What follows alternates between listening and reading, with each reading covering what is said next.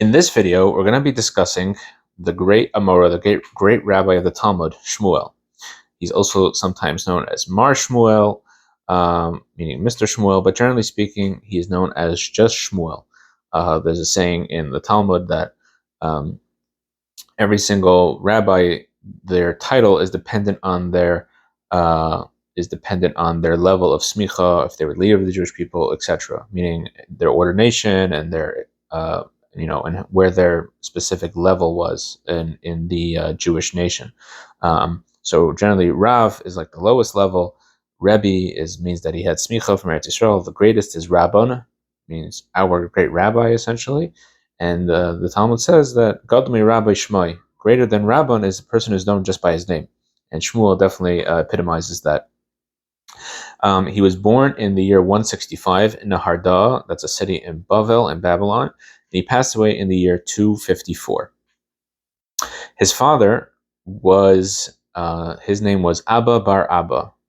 Now, you'll notice a trend. It was a very popular name.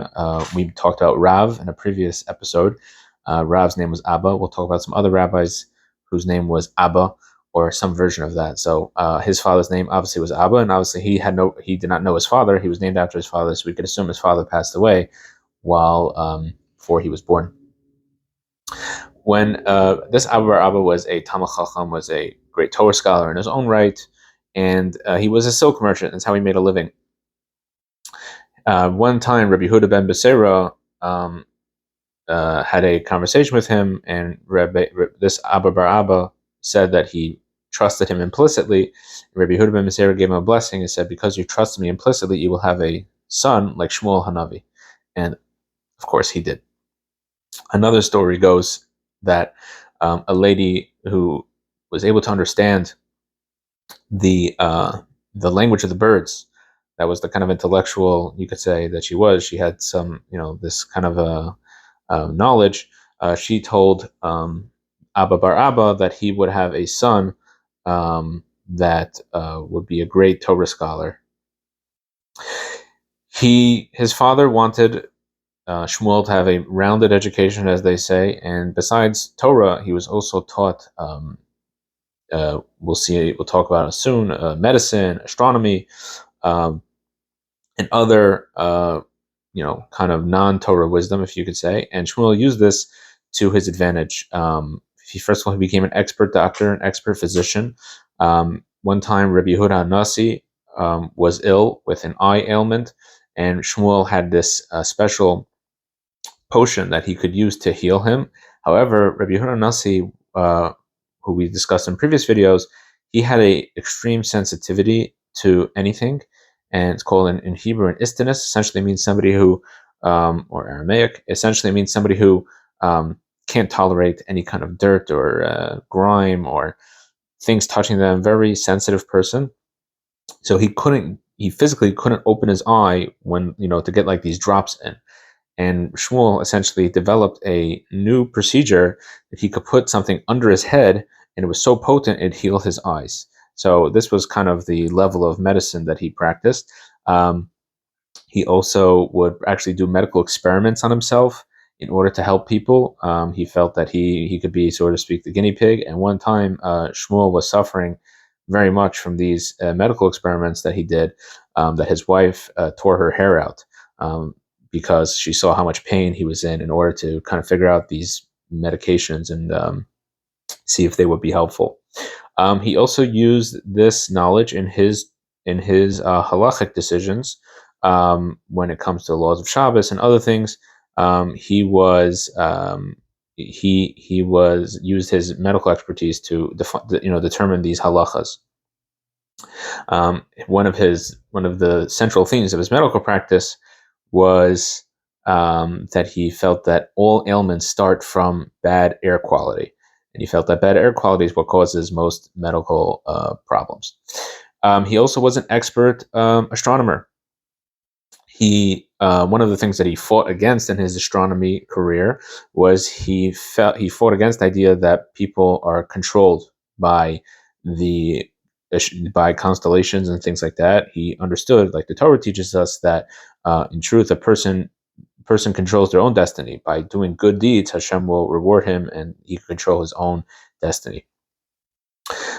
He developed a calendar, a 60-year calendar. At that time, there still were Jewish people in the land of Israel, and they were still doing the moon based on, doing the calendar based on the moon, and it wasn't based on any kind of calculations. So he said, why should we, in the land of Bavel, where he lived, why should we rely on uh, they couldn't figure out when it was declared Rosh Chodesh, and then therefore they had to keep 2 days of Yantif, as everyone is well aware, which is something that we do till this day. So he said, why don't we make a calendar, a 60-year calendar, and this way we'll know when everything is, and we don't have to do this whole thing anymore, relying on the people in Eretz Yisrael.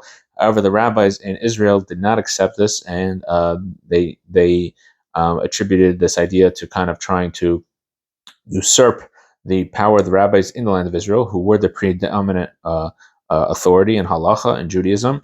And later, after Shmuel passed away, his daughters were actually captured in an invasion of his town. And the rabbis in Israel attributed this tragedy that happened to his family to the fact that he had tried to make this calendar. He also, his main halachic expertise was considered in the realm of financial law. And we spoke about Rav in a previous video. And whenever there's a debate between Rav and Shmuel, we said the halacha follows Rav when it comes to isurim, when it comes to prohibitions in the Torah.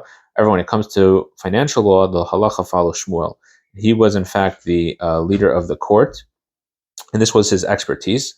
And there's many financial laws that we follow till this day that are based on Shmuel's teachings. For example, Dina de Malchus Dina, that whenever the law of the land, the law of the current government, that the law follows them. That was a teaching of Shmuel. Another basic financial law is that somebody who wants to take money from someone else's possession, he has to bring proof. In other words, let's say there's a debate about who owns a certain property, but once it's in someone else's possession, basically we kind of keep the status quo until you could bring exceptional proof, proper proof that this property or item belongs to you. So that was a teaching of Shmuel that actually ventured away differently from the previous understood halacha. And however, besides the financial law, the halacha being like like Shmuel over Rav, when it came to the laws of treifas, which are the laws of how an animal is an animal able to survive and be in a healthy animal, and therefore determining its kosher status. So, for example, if an animal would die within a year, the halacha is that the animal is not considered kosher, even if it was slaughtered properly. And because of his medical background, he actually understood kind of the laws of treifas better than Rav, and therefore in the laws of treifas, he was considered more of an expert than Rav, and the halacha generally follows him over Shmuel over Rav. He dedicated his life to the Jewish people. He dedicated his life to the Beis Din, to the court that he had in Neharda, in this city in Babylon, and he felt that he had an ability to protect orphans. There were halachic rulings that he made in order to protect orphans. There were halachic rulings that he made in order to protect women who were, in a kind of a, whether it was a divorce proceedings or widows and the agunot and those kind of situations. He also was very concerned about pricing, about market pricing, to the point where he again would make different halachic rulings in order to allow certain things to keep prices down. For example, when the price of grain was high, Shmuel would sell his own grain at a lower price, thereby bringing prices down. If there were times where after Passover, the price of pots and pans would go up because people needed new pots because they had used the chametz pots were no longer good and that they had used before Pesach. So he had to figure out halachically how to work that out in order to keep the price of pots down. The same thing with hadassim. When hadassim were up in price, he had to find leniencies in halacha in Jewish law in order to bring down the price of hadassim, that Jewish people could have hadassim for the holiday of Sukkot. He also had close relationships with non-Jews, and he felt that it was important to treat all people equally, whether they were Jewish or not, to the point where he had very, very close relationships with non-Jews.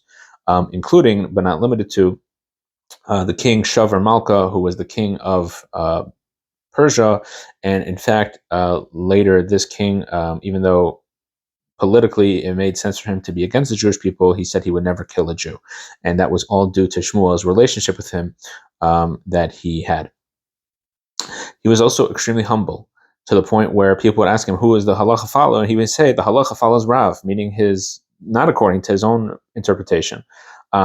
And he was willing to say where he felt that the halacha followed somebody else. And at the same time, though, when the halacha was clear to him that the truth was on his side, he would fight and for the truth. For example, one time Rav refused to accept a ruling from the land of Israel, again, the preeminent halachic authority of that time. And Shmuel told Rav that if he wouldn't accept this ruling, he would consider Rav to be a zaken mamre, which means a rabbi on the court who does not follow the halacha as decided by the majority. So Shmuel, in that case, was willing to go to extreme lengths to protect what he understood as the truth. So we see this balance where on the one hand, he's willing to admit defeat and admit that he was wrong. At the same time, when he felt that he was correct or the truth was on his side, he fought for the truth.